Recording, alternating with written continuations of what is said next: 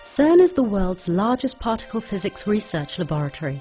It covers 6 square kilometers, scattered over 12 sites either side of the Franco-Swiss border near Geneva.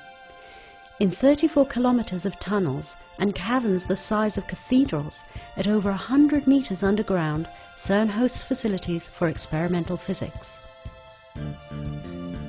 Scientists from all over the world work here in international collaborations to study and understand the mysteries of the universe. Stars, planets, seas, air, humans, everything around us is made of matter. Matter is made of atoms. Atoms are made of electrons orbiting around a nucleus, which in turn is made of protons and neutrons. Inside these, we find quarks. In CERN's newest accelerator, the Large Hadron Collider, due to start operation in 2008, particles will collide at nearly the speed of light to study the quarks and other particles. Many of these particles only existed in the early universe for a fraction of a second after the Big Bang, when all the energy transformed into matter. In CERN's accelerators, we can recreate conditions that existed just after the Big Bang and shed light on such questions as: why do particles have mass? What is the nature of dark matter in the universe? Why did matter triumph over antimatter in the first moments of the universe, making our existence possible? What was the state of matter just after the Big Bang?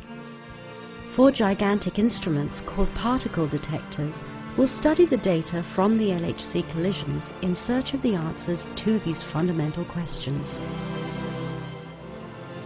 The experimental and theoretical study of these conditions allows us to understand the fundamental laws of nature and to unveil the ultimate mysteries that govern our universe. In the course of their research, CERN scientists have often come across discoveries that have affected our everyday life.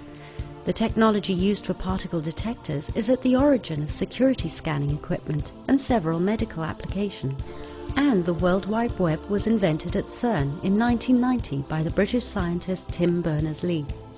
The web soon grew beyond the world of particle physics and has become our primary repository of information, changing and improving the way people interact and communicate. To treat these massive amounts of data produced by the Large Hadron Collider, physicists, together with experts from industry, are building a web of cooperative computing called the Grid.